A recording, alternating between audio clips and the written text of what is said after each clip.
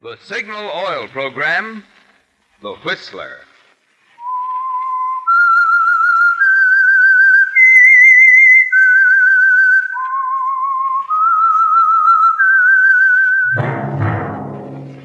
That whistle is your signal for the Signal Oil Program, The Whistler.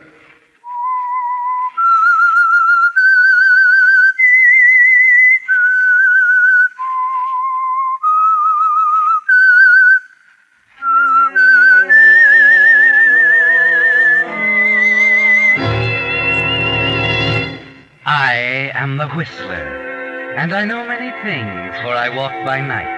I know many strange tales hidden in the hearts of men and women who have stepped into the shadows. Yes, I know the nameless terrors of which they dare not speak. Yes, friends, it's time for the Signal Oil Program, The Whistler. Rated by independent research, the most popular West Coast program. In gasoline, you know, it takes extra quality to go farther. And Signal is the famous Go Farther gasoline. So look for the Signal circle sign in yellow and black that identifies Signal service stations from Canada to Mexico. And now the Whistler's strange story.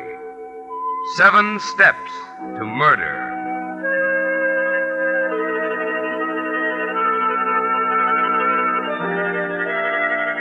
The Atkins-Clayton affair was unusual for 2 reasons. In the first place, of course, it involved a pair of famous newspaper men, Archer Atkins, the dean of New York drama critics, and Everett Clayton, a syndicated columnist. But more than that, it was interesting in its structure. Yes, there were 7 distinct steps between an apparently cordial relationship between 2 newspaper men and murder. The opening night of Clayton's first play, The Whirlwind, was step number 1. Atkins had attended, of course, with the rest of the critics, and shortly after the final curtain had walked out to a waiting taxi with Murchison, his editor. I thought it was rather good. Yes, wasn't Diana Brooks fine in that? Going back to the office, Murchison? Yeah, I guess I'd better. Got a couple of things to finish up. Yes, sir. Globe building, driver. Right.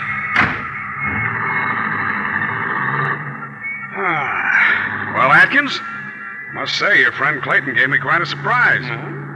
You never told me he was a dramatist. Oh, full of hidden talents, the boy. When he was a kid, he could stand on his head and wiggle his ears at the same time. You've known him for a long time, haven't you? I grew up with him. Mm-hmm. Seems to me I heard somebody say you were once engaged to his sister. Absolutely correct. I was quite fond of her at one time. Where is she now? In Texas, devoting her talents to some respectable school teacher or something. Then you and Clayton... Yes, Murchison. We came east to school together. Then college. Came to New York together after that. Anything else, Chief? Yes, one other thing. Why are you annoyed? Annoyed? More than that, I know the signs. You're furious. Oh, come now, Murchison. You didn't go backstage. I have a deadline to meet. You know that? You've been late before. Not tonight. It's Clayton's first play, you know. It's only right that I give him a real send-off. He deserves it. He certainly does.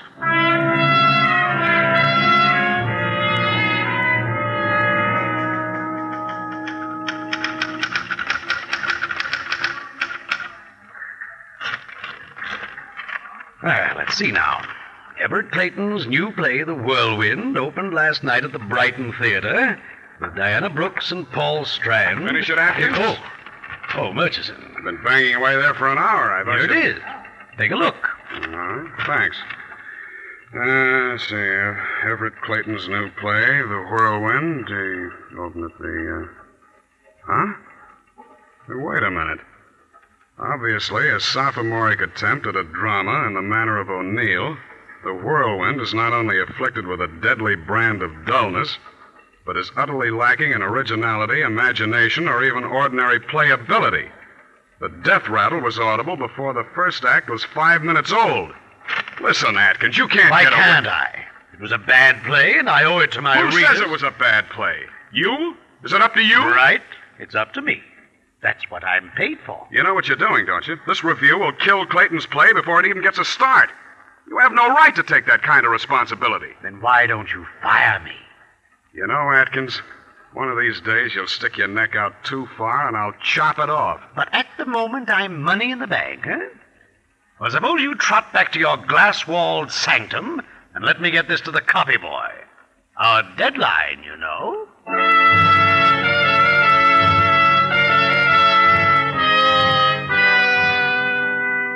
And that was step number 2, Archer. Your review of Everett Clayton's play. You wait now in the coffee shop of the Stratford Club where both of you live. It's 20 minutes since the morning papers hit the streets, and you know exactly what will happen. Then, just as you expected, Clayton walks into the coffee shop, over to your booth, his face tense and expressionless, the paper folded in his pocket. Well, Everett, good to see you. Sit down. Thank you. Waiter. Yes, sir. Coffee, please. Yes, sir. Two, sir? No coffee for me. Milk. Yes, sir. Your stomach again. It's getting worse, I'm afraid. That's not why I came. Is it, Archer? I suppose not. That review, Archer. Nice of you. You're not a playwright, Everett. You, at least saw the play, I presume? Oh, of course. A sophomoric attempt at a drama in the manner of O'Neill. An author spends a year writing a play, and that's the consideration he gets. Any of your money in it? Everything I've got. Too bad. Why didn't you consult me before? Let me read it. Because I thought and still think it's a good play. I didn't take it to you, Archie, because I knew what I'd get. Sarcasm, smart cracks. Not one bit of constructive criticism. There's a small item you've forgotten. And what's that? Talent. No one has yet succeeded in drawing milk from an elephant. Nor kindness from a critic. If you wanted charity, you should have said so. Honesty is not charity. Do you want me to go over it scene by scene and show you how bad it is? No, because you couldn't. That's the trouble, you know. The people don't decide what's good or bad anymore. They wait for the critics to tell them. You're a fake, Atkins. You've been a phony all your life. Why, if the Rover Boys in Switzerland had Edgar Allan Poe's name on it, you'd call it great. That easy, old boy. You're getting carried away. You picked on the wrong guy, Archer. I've got 20 million readers, too. Before this thing is over, I'm going to make you look like the village idiot. Oh. Just do me a favor, Atkins. Check my column tomorrow. It'll interest you.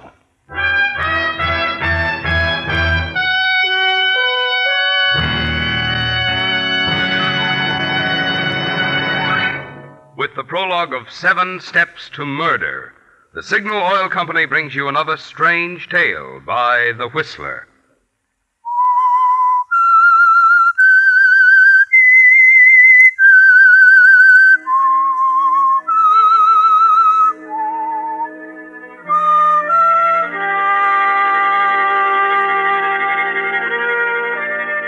Yes, Archer. Although you didn't know it at the time, the case that was soon to become famous as the Atkins-Clayton affair fell neatly into 7 parts. 7 Steps to Murder.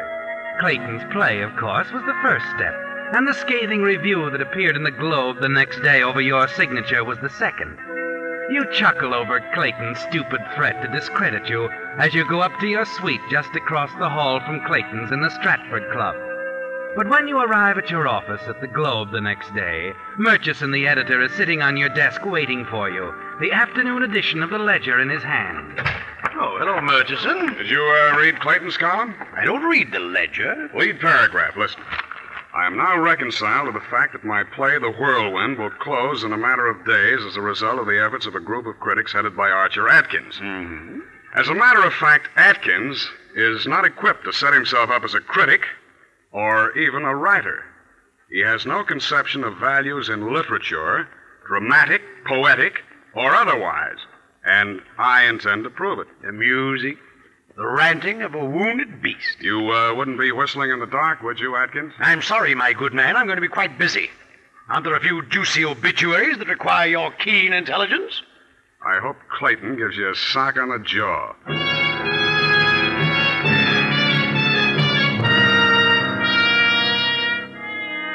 Number 3, Archer, Clayton's reply the next day. A public challenge that went out to 20 million readers. You decide it's ridiculous, of course, and during the weeks that follow, you forget about it. The play lasts 5 days and closes. You and Everett Clayton only nod coolly now as you meet from time to time in the lobby and corridors of the Stratford Club.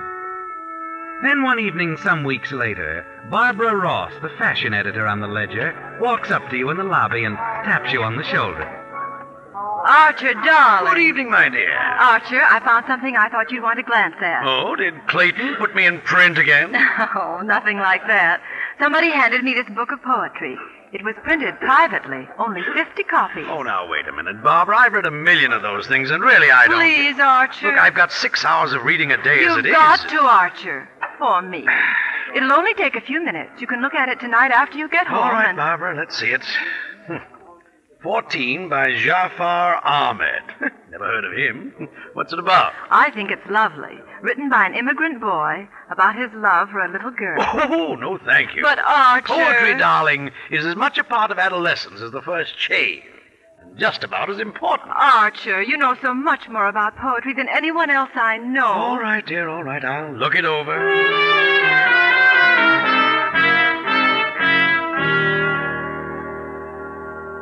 Step number 4, the Book of Poetry.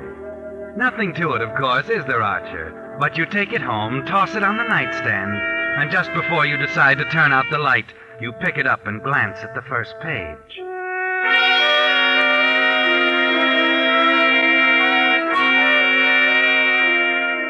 It holds you from the start. There's something about the poems that haunts you, almost as if you'd read them before. Memories, things you'd forgotten completely, spring to life. Yes, this boy has managed to capture something out of every man's youth. Something that gets under your skin and stays there. You finish the book, get out of bed hurriedly, and sit down at your typewriter. You can't wait until tomorrow, can you, Archer? You've got to get it on paper now.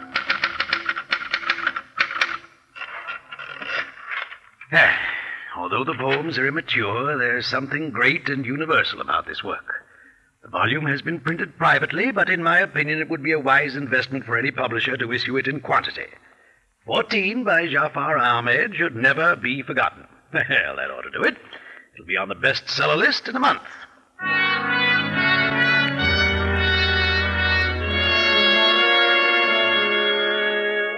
In the morning, you hand your article to a copy boy, unaware, of course, that you've just completed step number 5. And that's the vicious part of it, Archer. Although you don't know it, the minute you turned in that review, you moved nearer to murder than you've ever been in your life. It's just 24 hours later, when the same copy boy walks into your office, places a newspaper on your desk. Step number 6. Here's your copy of the Ledger, Mr. Atkins. Please, boy, you know better. I never read the Ledger. Everybody on the staff's reading it today, sir. Especially Everett Clayton's column. Run along, will you? Yes, sir. Just thought I'd mention it. Around town with Everett Clayton. Oh, here we are. 3 months ago, I promised to reveal Archer Atkins, the so-called Dean of Literary Critics, as a phony. Today, I call attention to the raves he has been giving the book of poems called 14, supposedly written by a 14-year-old Iranian lad. The fact is, gentle reader, I wrote 14. What is shocking, eh, Archer? Oh, hello, Murchison. I didn't see you. It's all right. You needn't hide that. Some of our best people read Everett Clayton, including the publishers of this paper. Trash. Just trash. And lies, too, I suppose. Clayton never wrote 14. He hasn't got enough sense. He seems to know a lot about it, Archer. Read on. He tells just how he did it. He had no knowledge of poetry, he says. Just threw together the lushest adjectives he could concoct, made a senseless hodgepodge, and had the whole mess printed up on the quiet. And you, the great Archer Atkins, gave it a bouquet. Praised it to the sky. Are you trying to tell me you believe this nonsense, Murchison? Why, the man's got readers, Archer. 20 million of them, so calm down. Don't tell me to calm down. As a matter of fact, why don't you get out of here? Let me at that typewriter. I'll teach Clayton his place. You're through teaching anyone his place. I mentioned our publishers. Well, they called Archie. What? Your resignation's to be handed in by the end of the month. Until then, I'm to edit all your stuff. You've been waiting for this moment for a long time, haven't you, Murchison? Frankly, yes. The poor drudge. The mediocre, untalented editor. Finally has his day. That's right, Archie. I'm going to shine now, while you curl up at home and read 14 by Everett Clayton. Clayton did not write that book. The more I read it, the more I know I've read it someplace before. If it takes me years, I'm going to find the real author of those verses. Sensitive, Archie. Oh, go hang. Clayton's a bold-faced liar, and I'll call him onto his face. Not in the Globe, you won't. And why not? I told you. I'm editing your material. Can't you get used to the idea? I don't intend to have any libel suits in my hands. Not even to save the great name of Archer Atkins. Good day. For once, I've had the last word.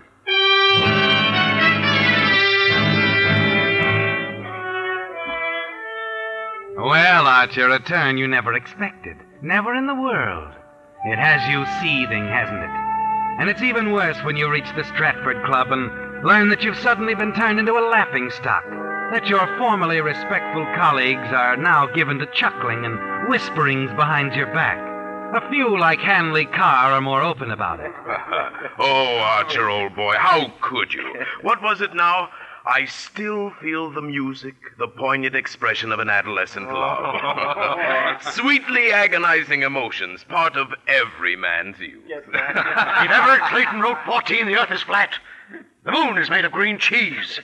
And you, my dear Henley, are as wise as Aristotle. Then who did write the poems, Archer? I'll stake my reputation that Clayton stole every verse in that book.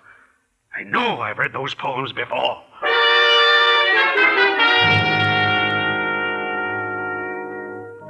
This thing has got you, hasn't it, Archer? And it hurts deep, twisting inside you, until finally the seventh step begins to take shape. The seventh and final step.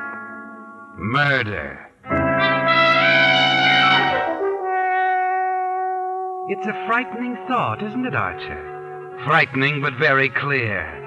It's all there in your mind as you ride up to your luxurious suite in the elevator. Everett Clayton is a man of habits. One of them forced upon him by his health. You know all about that, Archer. How each evening at 7 a waiter brings a large glass of milk to his apartment. You smile as you let yourself into your room.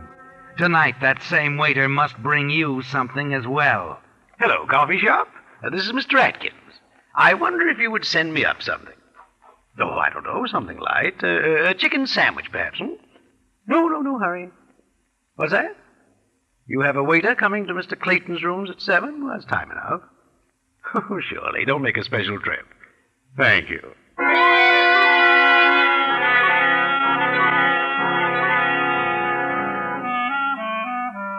A short time later, you leave the door to your suite ajar and sit just inside, pretending to read while you watch for that waiter. He comes down the hall and starts for Clayton's room. Oh, waiter. Yes, sir? You have a sandwich and coffee for me? Why, yes, sir. I was going to stop first. Set it right down there on the desk, would you? And then I wonder if you could do something for me. I tried to unlock a suitcase a moment ago, but I couldn't seem to turn the key. Would you have a look at it? Why, certainly, sir. Where is it? In the bedroom. Well, of course, if it's too much trouble. Oh, not at all, sir. I've handled a lot of them.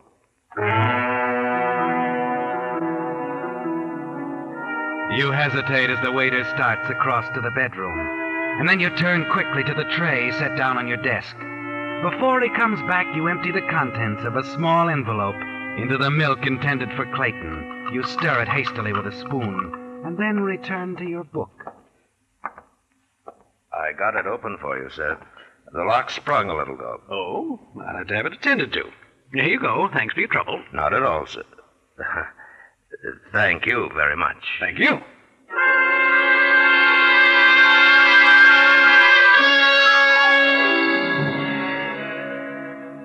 You settle back in your chair now, giving the waiter time to deliver the glass of milk to Clayton. A few minutes later, you slip out into the corridor and down the hall. Stop outside of Clayton's door and listen. He's talking to someone on the telephone. Yes, I got your letter. Well, what did you expect me to do?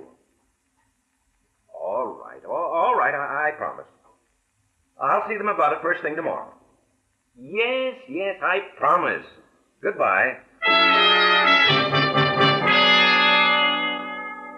You wait tensely after Clayton hangs up, hoping no one will come along the hall and find you standing there.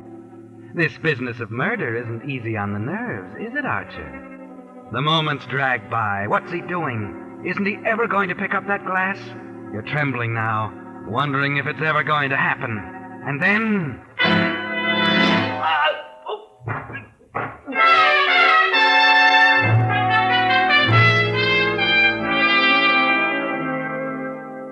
A moment later, you whip the door open, step inside, and lock it. A glance at Clayton's body sprawled on the floor assures you that he's dead. Quickly, you cross the room and sit down at his battered portable typewriter. To my dear mother, my sister, and gentle readers. It isn't often that a man gets the opportunity to write his own obituary. Believe me, this isn't easy, but I have been ill for some 10 years now.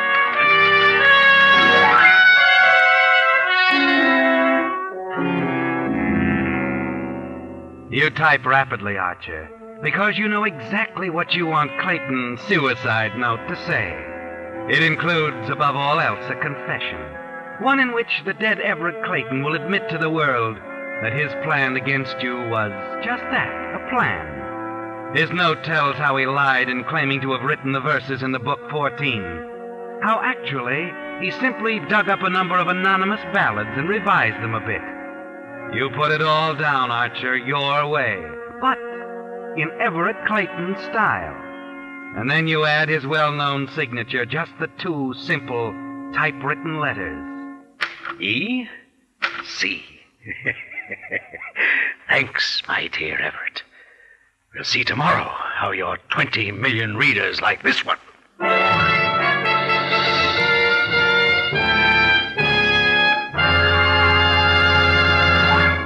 The Whistler will return in just a moment with the strange ending of tonight's story.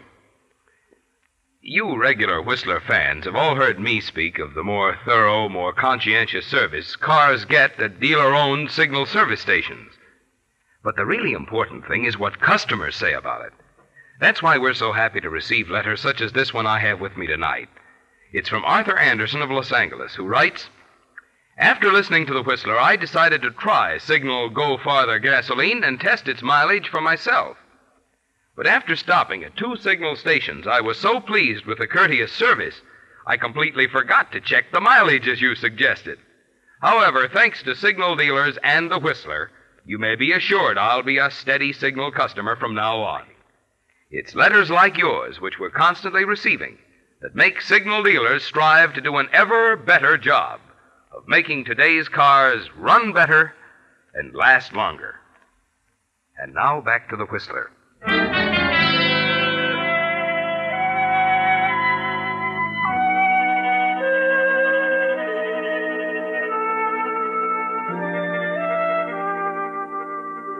Well, the 7 steps are past now, Archer.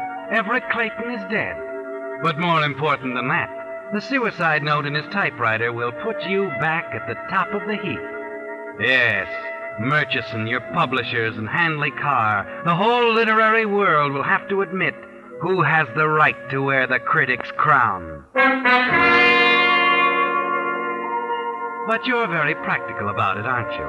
The police will come, of course, and you're ready for them with that vague, superior, confident air that has always carried you through before. And why not? What can they possibly prove? You don't seem at all surprised at the police calling on you, Mr. Atkins. Oh, my dear Captain Foss, the moment the manager of this club informed me of Clayton's unfortunate demise, I resigned myself to a round of dull questions. Naturally. You've known him all his life, grew up with him, sweet on his sister at one time. Anything else you want to know? I was an incubator baby, weight 3 pounds 2 1/3 ounces. I'm surprised you aren't more interested in the way Clayton died. I like to believe people, Captain. When I'm told someone is dead, I assume he's dead. Whether he was shot through the head with a cannon, threw himself into Mount Vesuvius, or was clubbed to death with the missing arm of Venus de Milo doesn't concern me in the least. Poison is more to your liking, isn't it? I don't know what you're trying to imply. Well, let's make it clear, then. How long did it take you to write that note? Note, Captain? The suicide note in Clayton's typewriter. Do tell. In verse, no doubt. It says Clayton never wrote those poems, that he stole them from some anonymous ballads. Well, I insisted on that all the time. Wait till I get hold of that editor of mine. You wrote that note, Atkins. You poisoned Clayton and then ran the note off on his typewriter. Nonsense. Who gave you that story? Some idiot from the Ledger? Don't try to bluff. It's too late for that. What do you mean? You're going up for murder. Oh, don't be stupid. You have nothing to go on. 3 people are going to send you up, Atkins. One of them's the waiter who brought Clayton's tray into your rooms last night, the one you had unlock your suitcase while you poisoned Clayton's milk. Another one is the druggist who sold you the poison. Didn't know he recognized you, did you? I don't know anything about it. And the third is a lady down in Texas. Lady? Texas? Yeah, take a look at these papers. You ever seen them before? They're yellow. Very old. They're poems you wrote to Everett Clayton's sister when you were 14 years old, over 40 years ago. What? The book of poetry you reviewed was not written by Jafar Ahmed or Everett Clayton, but by Archer Atkins. You've been so busy reading other people's writing for 40 years, you can't even recognize your own stuff. I was reviewing my own book. That's right. And another thing. Clayton got a phone call last night, just before he was killed. It's too bad you couldn't have heard it. Phone call? But I did hear it. He was talking to your old sweetheart, Atkins, his sister down in Texas. When she read how Clayton had crucified you with that book of poetry, she blew up. Called to make him promise a public retraction in tomorrow's paper, admitting the whole thing. He promised her that he'd see you about it in the morning.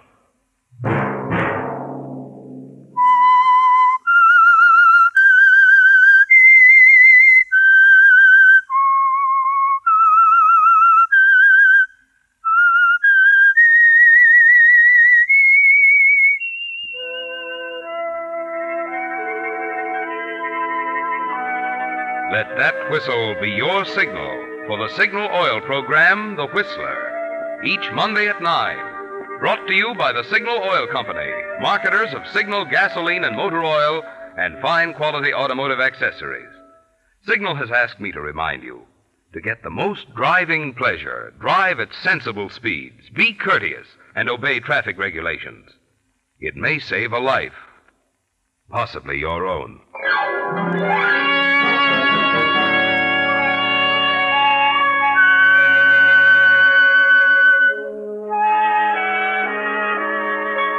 Featured in tonight's story were John Brown, William Johnstone, and Howard Duff. The Whistler was produced by George W. Allen, with story by Meyer Dolinsky, music by Wilbur Hatch, and was transmitted to our troops overseas by the Armed Forces Radio Service. This is Marvin Miller speaking for the Signal Oil Company. This is CBS, the Columbia Broadcasting System.